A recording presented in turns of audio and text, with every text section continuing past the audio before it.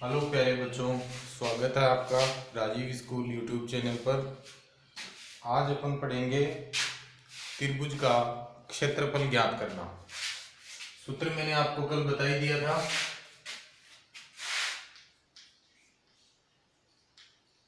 त्रिभुज का क्षेत्रफल बराबर 1/2 इंटू आधार इंटू ऊंचाई। अब इसके अंदर क्षेत्रफल निकालने के लिए अपने को दो चीजों की आवश्यकता होगी, एक तो आधार की और एक ऊंचाई की। तो कोई भी अपन जैसे क्वेश्चन बना लेते हैं, एक जैसे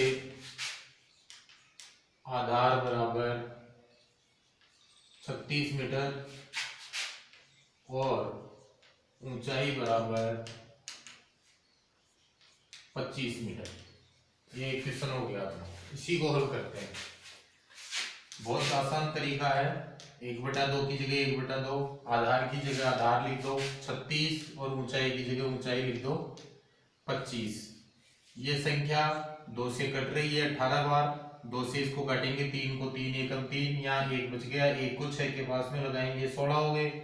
2 अंटे 16, 18 गुणा 25, दोनों को अपन गुणा कर लेंगे, इसका आंसर आ जाएगा। तो गुणा करते हैं। 25 को 8 से गुणा करेंगे, 25 अंटे 200 का 0 हासिल की 20 और 25 एकम 25 और 20 45, 450 वर्ग मीटर इसका क्षेत्रफल आ गया। ये इसका आंसर हो गया। 450 वर्ग मीटर हो गया इस त्रिभुज का क्षेत्रफल। ऐसे ही कोई भी संख्या ले लो आप और कोई सवाल बना लो। जैसे यहाँ पर हो गए साहब 55 कर देता हूँ मैं, 55 मीटर, ऊंचाई कर दी 45 मीटर। या कोई राउंड फिगर की संख्या लेना चाहो जिसे आसानी से कट जाए तो वैसी कोई संख्या ले लो, जैसे 24 कर दिए साहब। सूत्र ये का यही रहेगा, केवल संख्या चेंज करनी है, तरीका यही है। 1/2 इंटू आधार की जगह 55 और ऊंचाई की जगह कर देंगे अपन 24। 24 ये कट जाएगा 12 बार। 12 को 55 गुणा 12 गुणा कर दो दोनों को। 12 पंजे 60 की 0 हासिल की 6, 12 पंजे 60 और 6 66, 660 वर्ग मीटर। इसको अपन बोलेंगे वर्ग मीटर। स्क्वायर लगा हुआ है इसके ऊपर, इसलिए इसको वर्ग मीटर बोलेंगे। क्षेत्रफल की जो इकाई होती है वो वर्ग होती है। क्षेत्रफल की इकाई वर्ग होती है, इसलिए यहाँ पर इसके आंसर में वर्ग मीटर लगाएंगे। अगर अपन ने यहाँ वर्ग मीटर ये स्क्वायर नहीं लगाया तो यहाँ आंसर अपना गलत माना जाएगा।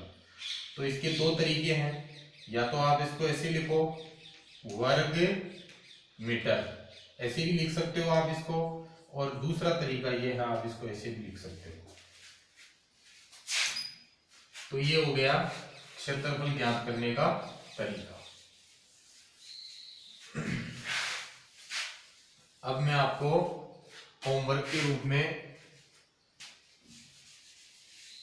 5 क्वेश्चन दे रहा हूं जिनको आप हल करोगे। Question number 1, question number 2। जैसे यहां पर लिख दिया मैंने 48 मीटर, यहां लिख रहा हूं मैं 17 मीटर, यहां लिख दिया मैंने 72 मीटर और यहां लिख रहा हूं मैं 25 मीटर।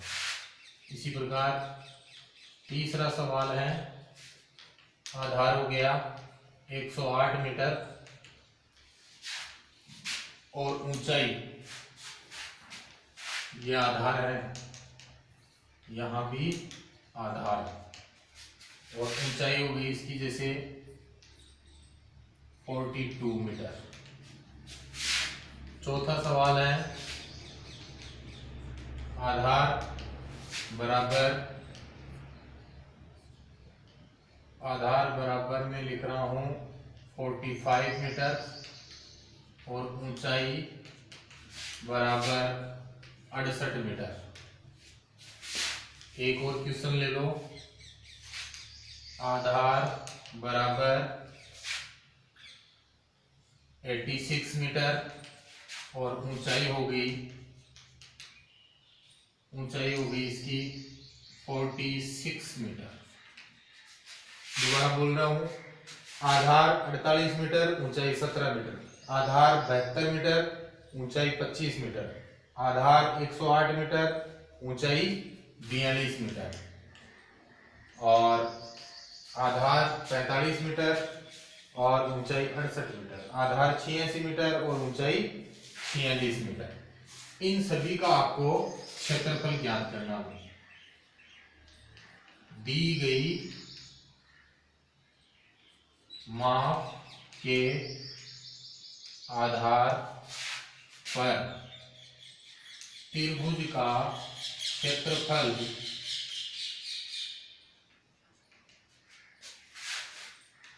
ज्ञात कीजिए। यह आपका होमवर्क हो गया। ये पांचों सवाल आपको हल करने हैं और हल करके और इन सभी का आपको क्षेत्रफल निकालना है। दूसरा एक और तरीका, दूसरा जो पैटर्न है, जैसे इनमें आपको दे रखा है, आधार दे रखा है और ऊंचाई दे रखी है। सपोज कीजिए आप कि इन दोनों में से एक नाप आपको दे रखी है, दूसरी नहीं दे रखी और क्षेत्रफल दे रखा है।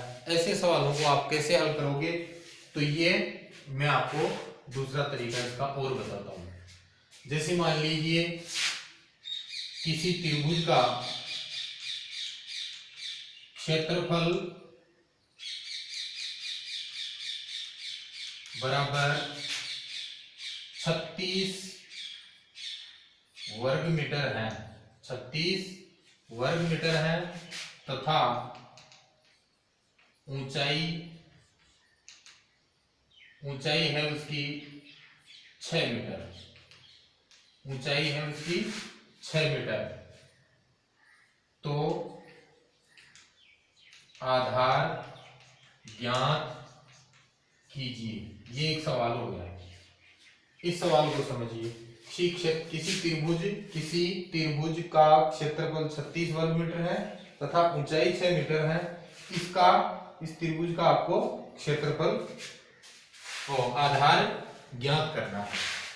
सूत्र यही रहेगा, सूत्र में कोई प्रकार का परिवर्तन नहीं होगा। आपको देखना क्या है, क्या दे रखा है, क्षेत्रफल दे रखा है। तो आप क्षेत्रफल के नीचे यहां लिख देंगे 36, 1/2 का 1/2 गुणा, आधार नहीं दे रखा आपको, आधार ज्ञात करना है, इसलिए यहाँ पर आधार की जगह लिख देंगे अपन आधार गुणा ऊंचाई कितनी दे रखी है, 6 मीटर दे रखी है, तो यहाँ लिख देंगे 6 मीटर। 36 का 36, या यहीं से शुरू कर लो इसको। यहां देखिए ऊपर जो संख्याएं रह रही है, जैसे आधार को ले लिया अपन ने, उधर ही छोड़ दो आधार को। 6 ऊपर आ रहे हैं तो 36 में 6 का तो लग जाएगा भाग, और 2 रह रहे हैं नीचे, इनको ले लेंगे अपन ऊपर, यानी 2 इधर आके 36 से गुणा हो जाएगा और 6 का लग जाएगा इसमें भाग, और इधर रह जाएगा आधार। 6 से इसको काट दो, कितने बार कटेगा ये, 6 बार। तो 6 गुणा 2 बराबर आधार, तो 6 दूनी 12 मीटर इसका क्या आ गया, आधार। यानी आधार बराबर क्या आ गया, 12 मीटर। 12 मीटर इसका आधार आ गया। तो बिल्कुल सरल तरीका है। इसमें ऐसे ही 1-2 सवाल और देखो आप। इसी के अंदर जैसे आप परिवर्तन कर लीजिए थोड़ा बहुत, यहां पर लिख दिए जैसे 86, यहां पर आप 6 की बजाय जैसे कोई भी संख्या ले लो, 10 ले लिए साहब जैसे। तो इस सवाल को कैसे करोगे, वही तरीका, क्षेत्रफल की जगह क्या लिखोगे, 86 लिख दिया, 1/2 का 1/2, आधार अपने पास है, नहीं ज्ञात करना है, और ऊंचाई दे रखी है इसमें 10 मीटर। अब इसको कैसे करोगे, 86 में ये जो 2 हैं ये तो ऊपर जाके गुणा हो जाएंगे, और 10 जो है वो नीचे इसका इसमें भाग लग जाएगा, और यहाँ आ जाएगा आधार। अब इसको इससे काट दीजिए, 10 का इसमें भाग लगाओगे, 10 का भाग लगाने पर भाग लगाने की जरूरत ही नहीं है, 1 का तो बन जाएगा पॉइंट, और कितनी संख्याओं के आगे बन जाएगा, एक संख्या के आगे, क्योंकि यहाँ पर 1 0 है। तो यहाँ हो जाएगा 8.6 गुणा 2 बराबर आधार। तो आधार बराबर क्या आ जाएगा, आधार बराबर इन दोनों को आप गुणा कर लीजिए। तो 6 दूनी 12 का 2 हासिल की 1, 8 दूनी 16 और 1 17। पॉइंट कितनी संख्याओं के आगे हैं, 1 के आगे हैं, तो यहाँ पॉइंट लगा दीजिए। 17.2 इसका 17.2 मीटर इसका आधार हो जाएगा। बिल्कुल आसान तरीका है। तो ऐसे भी मैं आपको 2-3 सवाल होमवर्क के रूप में दे रहा हूं, इनको भी आप जो है हल करके देखोगे। तो इसी में मैं संख्या परिवर्तित कर रहा हूं। जैसे यहाँ पर मैं लिख रहा हूं 56, यहाँ लिख रहा हूं जैसे मैंने लिख दिए 8। अगला जो सवाल होगा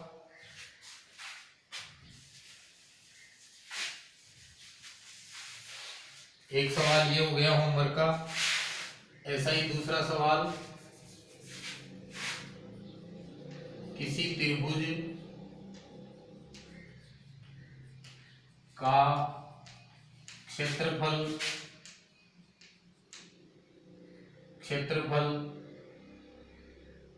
68 मीटर है तथा आधार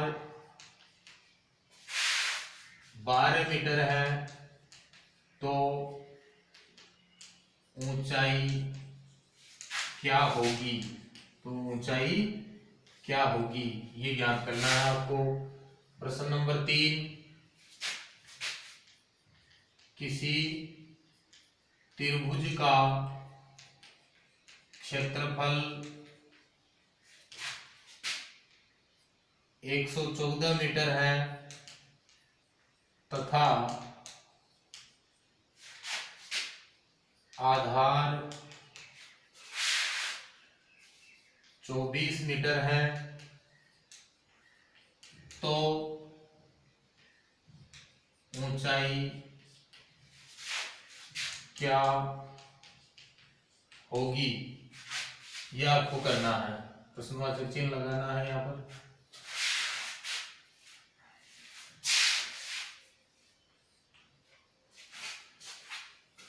प्रश्न नंबर 4,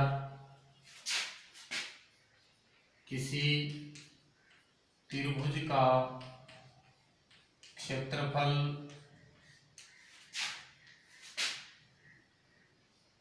260 मीटर है तथा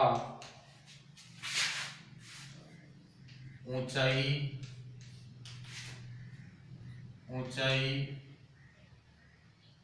इसकी है 25 मीटर, तो ऊंचाई 25 मीटर है, तो आधार ज्ञात करो। आधार ज्ञात करो। क्वेश्चन नंबर 5, किसी त्रिभुज का क्षेत्रफल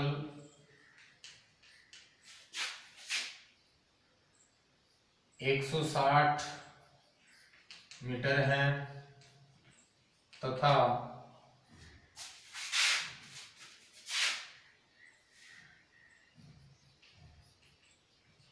ऊंचाई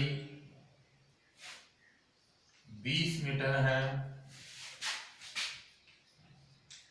तो आधार क्या होगा, आधार क्या होगा ये ज्ञात करना है। तो 5 सवाल वो हो गए और 5 सवाल ये हो गए। ये 10 सवाल आपके लिए आज का होमवर्क होगा। इन 10 सवालों की आपको प्रैक्टिस करनी है। जो भी सवाल नहीं आए आप उसको दोबारा मेरे से पूछ सकते हो। अब अपन अगला जो टॉपिक लेंगे वो लेंगे आयत का। आयत क्या होता है, कितनी भुजाएं होती हैं, कितने कोण होते हैं, कितने शीर्ष होते हैं, कितने विकर्ण होते हैं, आयत को किस प्रकार बनाया जाता है, ये सभी चीजों का अपन अध्ययन करेंगे।